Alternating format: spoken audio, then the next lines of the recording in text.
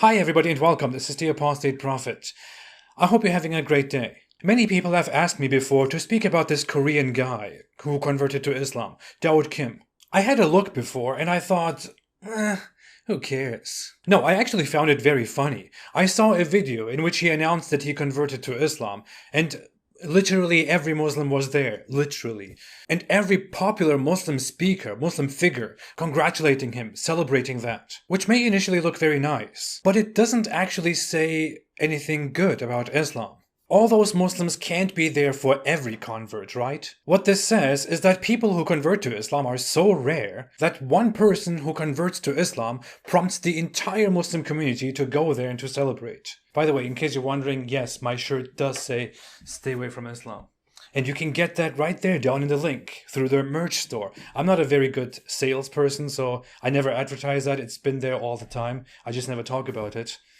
I don't know. But anyway, this guy called Daud Kim converted to Islam, and I have to point out something right away. Nothing against him, but the guy currently has over 2.2 million subscribers. And he only has that because of Islam. When ex-Muslims leave Islam and talk about it online, one of the most common accusations that we get is that we only do this for fame and money. Daud Kim rose from a few thousand subscribers to 2 million subscribers due to Islam. Most subscribers are Muslims, and based on his 10 million views per month, he may be making much more than $20,000 a month right now, which will significantly grow. People only support me on Patreon, as poor as I am, with my ex-Muslim fame. Please, people, support me. I beg you. Please, help me. For years, Daud Kim, then known as J. Kim or JBs, had a very small channel as a singer with a few thousand subscribers. His songs and covers didn't get that much attention, although they are quite nice, I have to say. Toward the end of 2018, he started vlogging and making short videos in response to popular comments on his videos. And then something happened in December 2018. Responding to Muslim girls in his comment section, he made a video on what he thinks about Muslim girls, explained that he visited Tunisia, which is a very secular and un-Islamic society, by the way, and talked about how Muslim girls are cute, and the video went viral. Many Muslim girls, including hijab-wearing Muslim girls, are very interested in Korean pop culture and Korean guys. In fact, less than a month later, he made another video interacting with the Muslim girls in his comment section, and there he also read comments by Muslim girls confirming the same. He further talked about Muslims in his next videos. It was clear that there was a large female Muslim audience on his YouTube channel, which is kind of funny. No, I don't judge it at all. On the contrary, I find it nice that Muslim girls are so interested in a different culture, especially considering that Muslim men don't tend to be as charming and kind.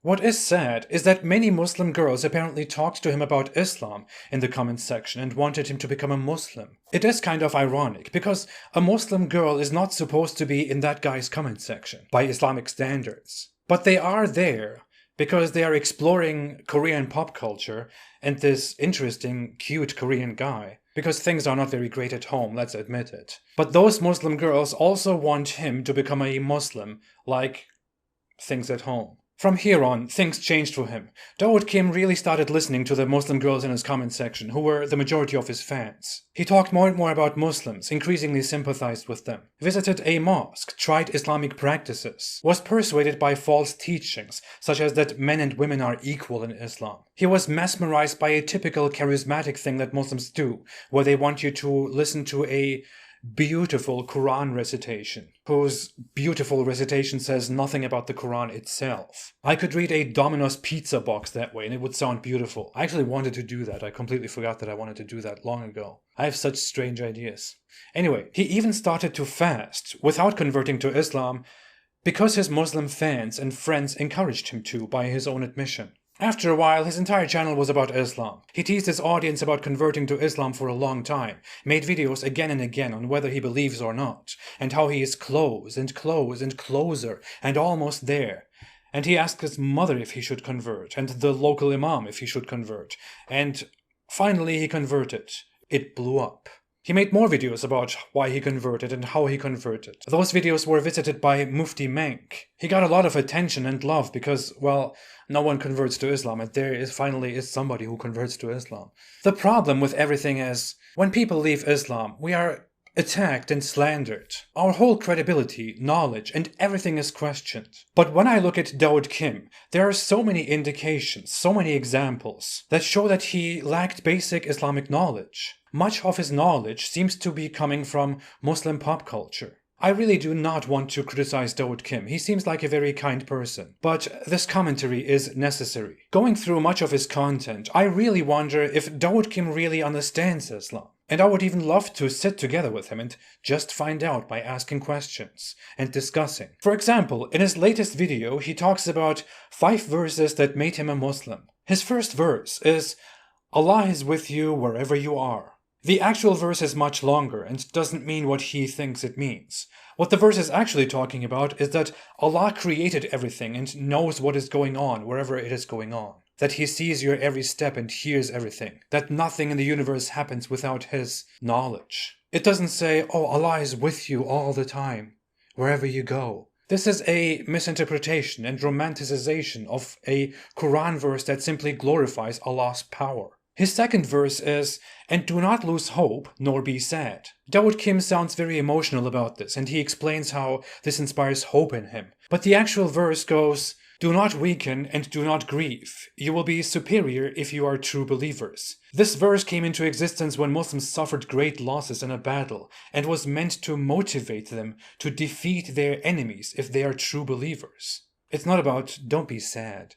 Number 3 is, Allah does not burden a soul beyond what it can bear. He again presents a romantic interpretation, which suggests that no struggle is too big to overcome, because Allah never gives you a burden that is too hard to overcome. But what the verse is actually talking about is that Allah will only judge you based on what you could and could not handle. It doesn't have anything to do with overcoming struggles and doing anything if you have faith.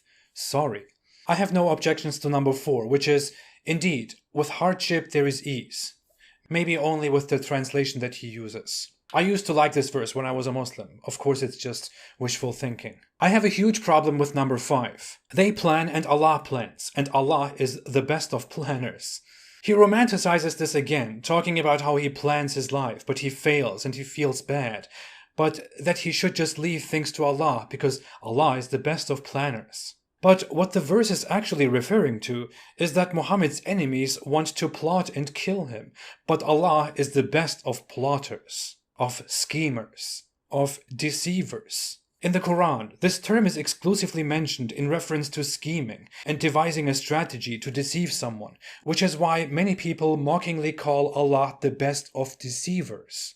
These verses are not about how Allah is always there for you and always supports you and always makes the best plans for you. Those sentiments are not very Islamic. He seems to have brought that over from his Christian past, where God loves you and God is with you at all times. It's not like that. But forget about that. Notice one thing. The 5 verses that he says made him a Muslim are exclusively emotional verses that made him feel better. There is no reasoning, no theological arguments and convictions, nothing. It is all just emotional. Allah makes you feel better. The Quran makes you feel better, and that's why he converts to Islam, which makes me feel very strange, because when I read the Quran, it makes me feel very dark.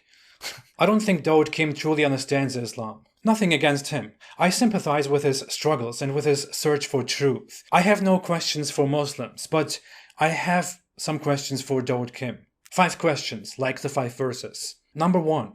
Is Daud Kim aware that the Quran authorizes or even orders the beating of wives and the disciplining of women, and that it allows the taking of female captives for sex? Number 2. Is Daud Kim familiar with the many scientific mistakes of the Quran, including about the sun, the moon, the stars, the sky, and the earth? Number 3. Does Daud Kim know that Islam spread very rapidly and very aggressively, almost exclusively through wars? And that Muhammad said he was commanded to fight the disbelievers, which the Quran collectively describes as the worst of creatures, worse than cattle? Number 4. Does Daud Kim know that Islam's theology is very lacking? That the Kaaba, for example, has no consistency, that it is incompatible with Abrahamic religion and a product of Arab pagan history? And finally, does Daud Kim know that Islam orders the execution of those who leave Islam, such as me, or even probably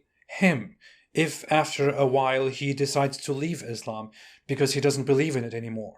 I'm really curious about this one. Again, I have nothing against him. People seek, and some people find very weird truths. I hope he thinks this through in a better way, and I hope he asks more questions, or that he even talks to people who have left Islam or who have criticized Islam. He's now representing Islam and whitewashing it, though to a Muslim audience. While Muslim apologists around the world justify and call for atrocities, while they fail to establish and to defend Islam theologically. If one really wants to search and find meaning in life and happiness, there are so many solutions that are much better than ending up with the one religion that is the most chaotic and also the least happy one in the world. The most oppressive, the one with very much repression, little tolerance for skepticism, and a lot of scriptural flaws and holes in the standard narrative. I hope Daud Kim looks into this and finds a better solution for his own happiness. Thanks for watching. Most of my videos are not monetized, so much of my work depends on